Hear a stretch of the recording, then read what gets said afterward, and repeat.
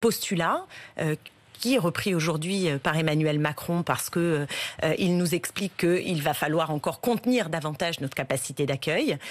Et donc, il marche d'une certaine manière dans les pas du Rassemblement national. Et dans ce débat aujourd'hui, qu'il décide, le président de la République, de mettre à l'agenda parlementaire et donc de poser comme un débat majeur des enjeux français. C'est un enjeu majeur ? C'est un enjeu, mais ce n'est pas le problème majeur des Français. Et surtout, il est mal posé.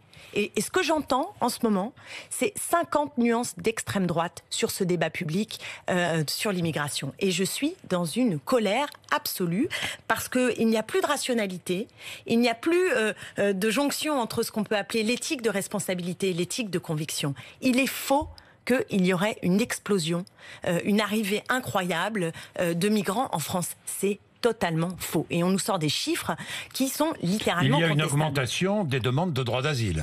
De 23%. Non, je vais vous le contester, ce chiffre. De plus 23%. Ah bon ? Oui.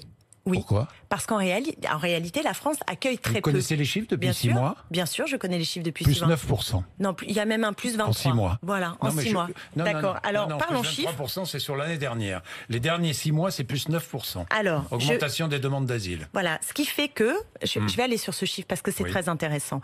Ce qui fait que le président de la République et toute cette droite-là qui n'en peut plus et finalement fait tapis rouge à l'extrême droite, nous explique, attention, nous sommes le 2e pays en demande de droit d'asile. D'abord, il faut rappeler que le droit d'asile, c'est un droit, précisément. Et qu'aujourd'hui, le problème en France, moi je le vois en Seine-Saint-Denis, la préfecture de Seine-Saint-Denis n'a pas les moyens de traiter les dossiers. Donc ça veut dire qu'on pourrait aussi penser à des gens qui pourraient accéder à ce droit, mais ne le peuvent pas parce qu'il n'y a pas suffisamment de personnel pour traiter les dossiers. On pourrait parler de ce chiffre. Mais je vous réponds. Si on compare à la densité de population, alors là, on n'est pas 2e, voyez-vous, on est 11e pays d'accueil. Et si on rapporte encore à la richesse, puisque nous sommes un pays riche, alors là, on n'est même plus 11e, on est au 15e rang.